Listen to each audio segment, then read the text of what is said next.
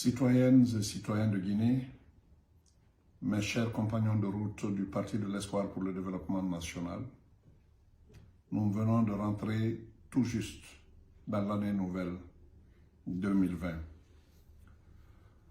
Nous connaissons nos problèmes. Ce n'est pas le moment de les citer.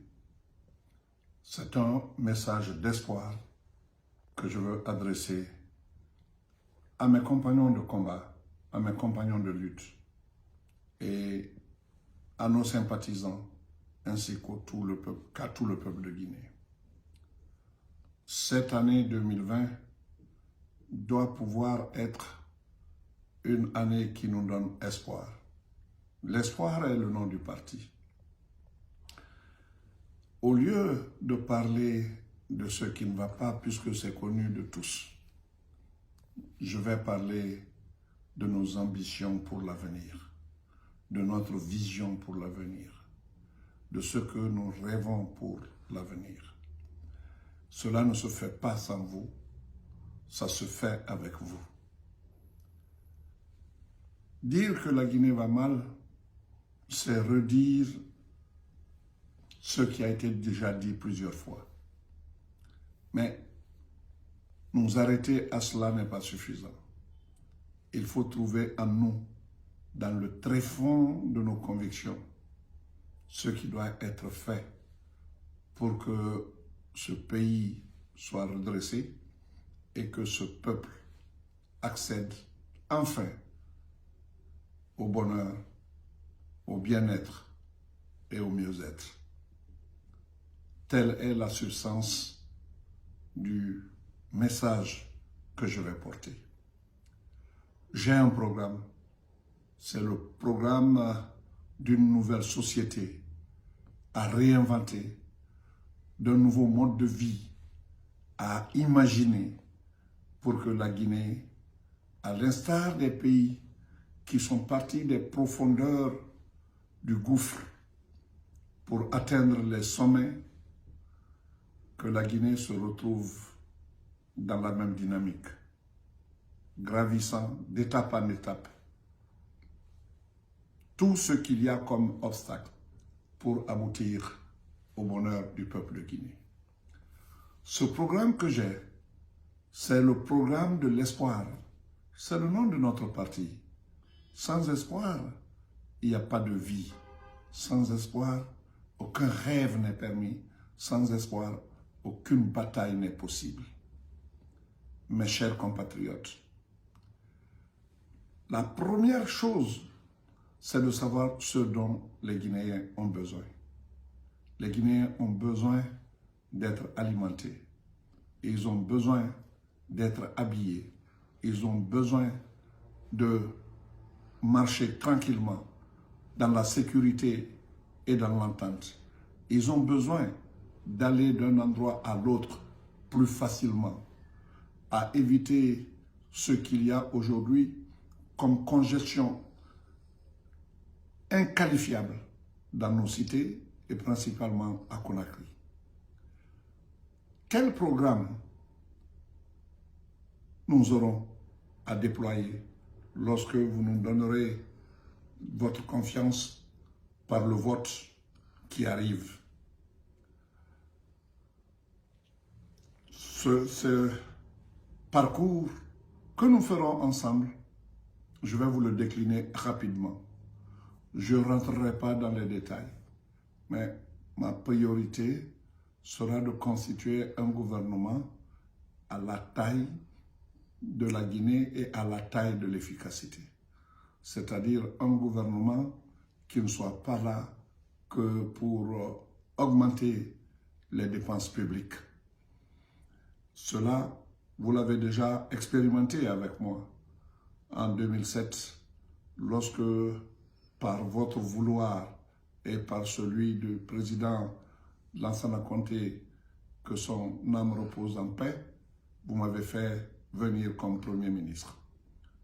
J'ai pris le gouvernement le plus réduit, pas parce que j'étais parcimonieux, mais simplement parce que je voulais éviter l'exacerbation des dépenses de l'État qui avait atteint déjà un niveau abyssal. Deuxièmement, la chose dont il faut s'occuper le plus rapidement possible, c'est de donner aux Guinéens la possibilité de manger à leur faim, c'est-à-dire augmenter leur pouvoir d'achat. Cela a été pratiqué aussi lors de mon passage comme Premier ministre. Ça ne se fait pas de façon artificielle. Il faut prendre les fondamentaux de l'économie et régler ce qui doit être réglé, qu'il s'agisse des bons du Trésor vis-à-vis de la Banque centrale, donc de la dette publique, de la dette de l'État vis-à-vis de la Banque centrale, il faut résorber. La dette de l'État vis-à-vis des entrepreneurs, des opérateurs internes qui parfois atteint aussi un niveau abyssal, il faut les régler. Il faut réguler les relations entre la Banque centrale et les banques primaires. Tout le monde souffre en Guinée, ceux qui possèdent comme ceux qui ne possèdent pas.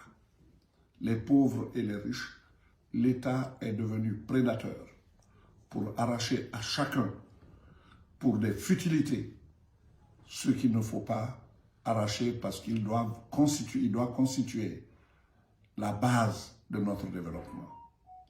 Les Guinéens auront une vie plus facile parce que face à la baisse des prix que nous allons amorcer avec beaucoup d'hardiesse, il y a aussi l'augmentation des revenus. Tel que je l'ai essayé avec les travailleurs, 40% d'augmentation. Tel que je l'ai essayé avec les étudiants, en augmentant aussi leurs indemnités de scolarité. Tout cela sera pratiqué à nouveau et de façon plus approfondie pour que la structure ne soit plus défaite par qui que ce soit et qu'on aille toujours de l'avant. Aujourd'hui, comme hier, comme toujours, pour qu'un pays se développe, il a besoin d'investissements forts et solides. Ce ne sont pas nos routes que j'appelle routes jetables, comme des papiers jetables, qui vont nous tirer des difficultés de transport. Les investissements doivent être massifs. L'état des finances mondiales à ce jour s'y prête. Mais je ne vais pas rentrer dans tous les détails. Je sais qu'il nous faut des milliards et des milliards de dollars ou d'euros pour lancer les travaux jamais exécutés encore en Guinée. Dans le domaine des travaux publics, c'est-à-dire dans le domaine des routes, des ports, des aéroports et de tout ce qui fait le démarrage d'un pays. La jeunesse, elle est aujourd'hui abandonnée à son sort. Il faut que cela s'arrête. Je vous signale que la Guinée est le premier pays cité en Afrique comme exportateur ou, je dirais en tout cas, créateur d'immigrants vers l'Europe. C'est une honte pour nous, une honte pour chacun des Guinéens. Pour que cela cesse, il faut créer les conditions internes pour l'épanouissement des jeunes. Au lieu d'en parler tout le temps, j'ai posé des actes dès que je suis devenu Premier ministre. L'école, c'est la base de tout, dont le faible taux dans le budget ne représente pas l'ambition de ce qu'on veut lui donner comme envergure. Il faut que les investissements massifs dont je parle s'adressent à l'école pour passer, pourquoi pas, jusqu'à 20 ou plus % de notre budget et de ce qui sera obtenu comme enveloppe générale dans la finance nouvelle. J'insiste sur le mot finance nouvelle parce que beaucoup ne savent pas que tout ce que l'homme a créé se développe à l'infini. La finance n'échappe pas à cela.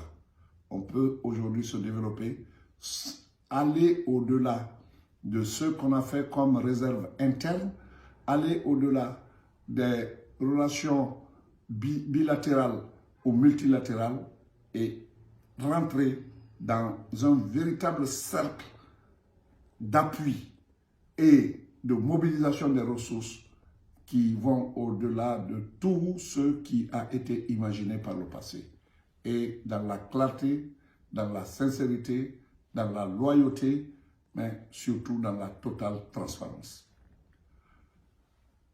J'ai un programme pour les femmes qui sont aujourd'hui à la traîne, quel que soit ce qu'on en dit.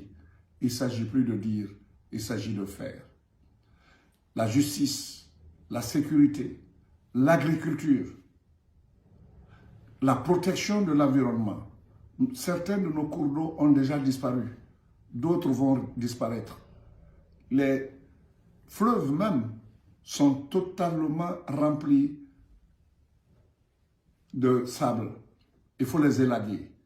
Élaguer en utilisant ce sable-là pour autre chose. L'ambition n'a pas de limite. Et je vous le dis, nous ne cesserons jamais de penser Guinée, d'agir Guinée pour que la Guinée s'en sorte. Je compte sur vous. Je ne peux pas tout dire ici parce que c'est un programme qui a été conçu sur au-delà d'1 an, au-delà même de 2 ans, au-delà de 3 ans parce que la réflexion continue là-dessus. C'est un programme que certains ont vu, mais que tout le peuple de Guinée n'a pas eu le temps encore d'examiner. Il sera traduit dans nos langues nationales. Et je crois que ce programme est celui qui fera le bonheur de la Guinée. Ne désespérons pas. Le désespoir ne doit pas exister parce que l'impossible n'existe pas. Comme on le dit couramment, tout le monde dit que c'est impossible, mais il faut qu'un imbécile vienne un jour pour le rendre possible. Et si ce n'est pas vous faire préjudice, ce n'est pas vous heurter, je veux être celui-là qui vient porter sur ses frêles épaules, avec votre soutien, le démarrage d'une Guinée nouvelle, où il fera bon vivre ensemble, quels que soient les groupes régionaux auxquels on appartient. C'est l'histoire qu'il faut revisiter, voir quelles ont été les causes de l'exacerbation de nos haines, de nos différences. Si c'est la politique, il faut guérir cette politique. Si c'est autre chose, il faut guérir pour que nous allions de l'avant. Je ne saurais terminer sans présenter mes vœux à tous ceux qui n'ont pas eu la chance cette année de terminer l'année avec nous et qui sont partis dans la grâce de Dieu. Nous leur souhaitons le paradis. Nous prions pour eux pour que leur âme repose en paix. Ceux qui sont malades, ceux qui sont en prison pour une cause ou pour une autre, que Dieu fasse que le mal qu'ils portent se transforme en bien, parce que la loi a été mise pour qu'elle soit appliquée. Que ceux qui vivent encore de prédation se disent que chaque prédation est au détriment du peuple et qu'il faut changer. Je dis à nos services de l'ordre qu'ils sont du peuple de Guinée, qu'ils sont là pour défendre les intérêts du peuple et que chaque vie perdue de leur côté, comme du côté de ceux qui manifestent, constitue une perte générale pour la Guinée. Un seul mort n'est qu'un mort de trop. Il faut savoir raison garder et me dire qu'on peut vivre avec des contradictions, mais jamais atteindre le niveau de haine où nous sommes aujourd'hui. Et tout cela pour des raisons de base politique. Je ne voulais pas en parler, mais il est difficile de faire une telle adresse sans l'évoquer au moins. Je félicite les militants du parti de l'Espoir pour le développement national. Depuis la base, les quartiers, les sections, les fédérations et le bureau exécutif national. chacun se bat comme il le peut, dans des conditions parfois très difficiles. Je voudrais les féliciter et leur donner encore le renouvellement de mon attachement pour que nous allions toujours plus loin. Enfin, je voudrais présenter à vous toutes et à vous tous, peuple de Guinée, je voudrais présenter mes vœux de bonne et heureuse année. Que l'année 2020 soit l'année d'un tournant qualitatif qui puisse combler nos espérances tant attendues. Je vous remercie.